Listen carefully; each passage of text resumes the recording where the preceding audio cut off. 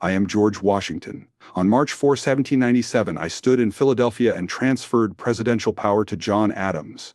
At that moment, I completed one of the rarest acts in human history, voluntarily giving up power. I could have continued as president. The people loved me, Congress supported me, and no one could stop me. But I refused. Why? Because I knew one truth: the temptation of power corrupts anyone, no matter how noble. Today, when I look at the power of the federal government, I see my worst nightmare coming true. Power has not been caged. Instead, it has broken through every fence. Let me tell you how this happened and what you must do. In 1783, when we won the War of Independence, I did something that shocked the world. I disbanded the army and returned to my farm at Mount Vernon. European monarchs could not understand. They said, "Washington holds the army. Why doesn't he become king?" Because we fought this war not to replace one tyrant with another. We fought to prove that people can govern themselves, without kings, without dictators. In 1787, our delegates at the Constitutional Convention spent 4 full months designing an unprecedented government: limited government. What is limited government? The core idea of limited government is this: government power is not unlimited, but clearly restricted by the Constitution. The federal government can only do what the Constitution explicitly authorizes. All other powers belong to the states or the people. Why did we design it this way? Because we had just escaped the tyranny of King George III. We knew that when power concentrates in the hands of a few, when government can do whatever it wants, freedom dies. So we designed separation of powers. Congress makes laws, but the president can veto. The president executes, but Congress can impeach. The Supreme Court judges, but cannot make laws. Each branch checks the others. No one is above the law. In 1789, I became the first president. From that moment, I knew every action I took would become precedent. If I abused power, future presidents would say, "Washington did this." If I refused to give up power, America would become another monarchy.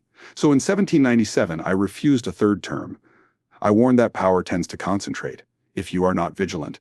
If you do not actively guard freedom, the federal government will gradually swallow the powers of the states, and the executive branch will gradually swallow the powers of the legislature and judiciary.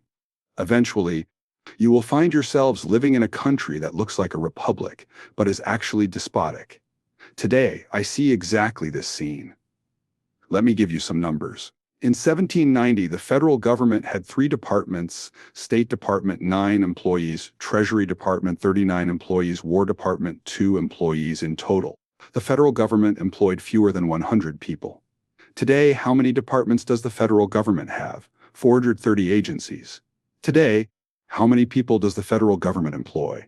2.8 million civilian employees, plus 1.4 million active military personnel. But that is not the scariest part. The scariest part is this: most of these agencies were never authorized by the Constitution. Article I, Section 8 of the Constitution lists 18 powers of Congress: levy taxes and pay debts, regulate interstate and international commerce, coin money, establish post offices, maintain armies and navies, declare war, and other explicitly enumerated powers. That is all. The 10th Amendment clearly states, powers not granted to the federal government belong to the states or the people. So tell me, where is the Department of Education? The Constitution never authorized the federal government to control education. Where is the Department of Energy? The Constitution never said the federal government can decide what energy you use. Where is the EPA? The Constitution never said the federal government can regulate the puddle in your backyard. Even worse, these agencies do not just exist, they also make laws. Yes, you heard that right. Executive agencies are making laws. We call them regulations. But they are laws. They have legal force.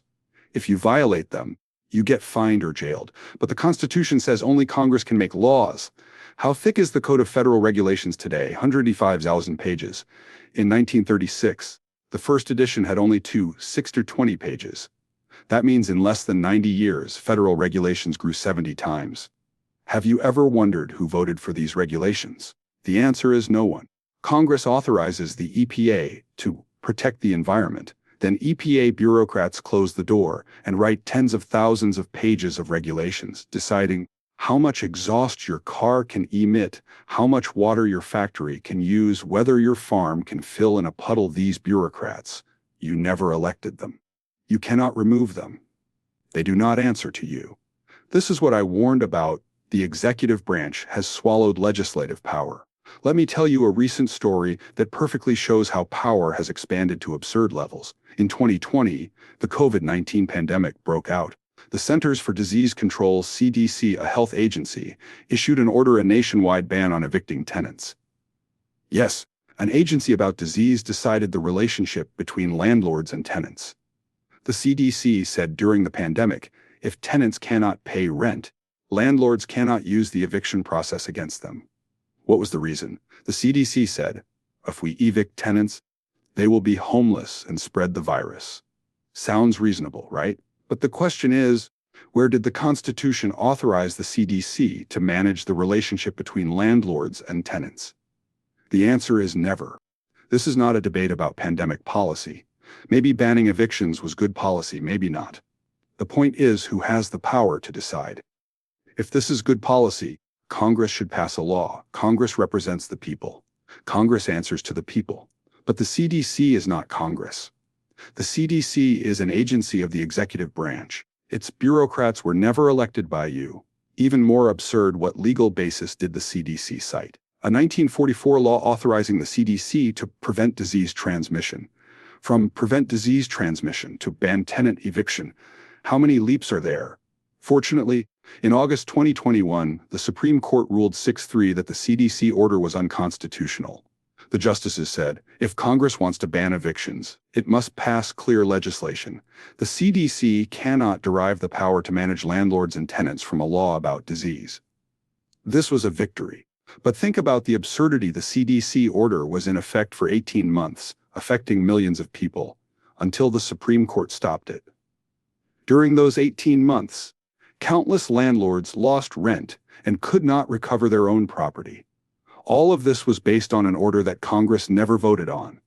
Let me give you more data. During the 2020-2021 pandemic, how many emergency orders did the executive branch issue? Over 600, covering mask mandates, vaccine mandates, business closures, travel restrictions, assembly restrictions. Of these orders, how many went through a congressional vote? 0. Let me ask you again, is this still limited government? When the executive branch can but order you to wear a mask, order you to get vaccinated, dies, or lose your job, order your business to close, order you not to leave home, and all of this requires no congressional vote, no state legislature consent, just a bureaucrat's order. Is this the government we designed in 1787? Absolutely not. Someone will say, General Washington, times have changed. America in 1790 had only 4 million people. Today it has 330 million. Government must be bigger and stronger. My answer is, human nature has not changed. The law that power corrupts human nature was true in 1790, and it is still true today. When power concentrates in the hands of a few, when these people do not answer to the people, when the people cannot restrain them, tyranny will come. Maybe today's bureaucrats are well-intentioned. Maybe they truly believe they are protecting the environment, protecting public health, protecting consumers. But power will not always be in the hands of well-intentioned people. The power you give the executive branch today will be abused tomorrow. The power used to protect you today will be used to oppress you tomorrow. History proves this again and again. So what can you do? First, awaken. Recognize that the problem is not Republicans or Democrats, not this president or that president. The problem is that the power structure itself has become unbalanced. The executive branch has expanded to levels our founders could not imagine. Congress has become so weak it simply hands power over to bureaucrats. Second, action must start locally. The 10th Amendment says powers not granted to the federal government belong to the states or the people. So take back those powers. Attend your city council. Attend your school board. Review your local government's budget. When you see the federal government overstepping, when the Department of Education orders your schools what to teach, when the EPA orders your farms not to use your own land, stand up and oppose it. Use the tools the Constitution gives you. Voting petitions, free speech, lawsuits. Third, educate your children. How many Americans today have read the Constitution? How many understand the principles of limited government?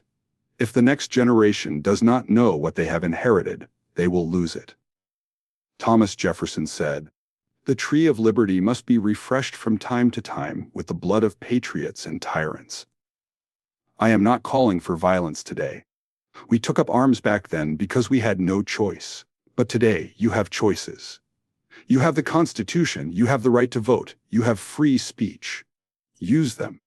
Do not wait until freedom is already lost. Do not wait until power is already irreversible.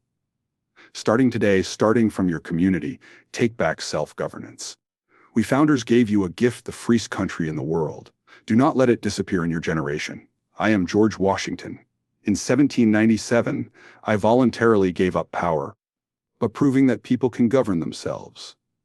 Now it is your turn to prove you are worthy of this freedom.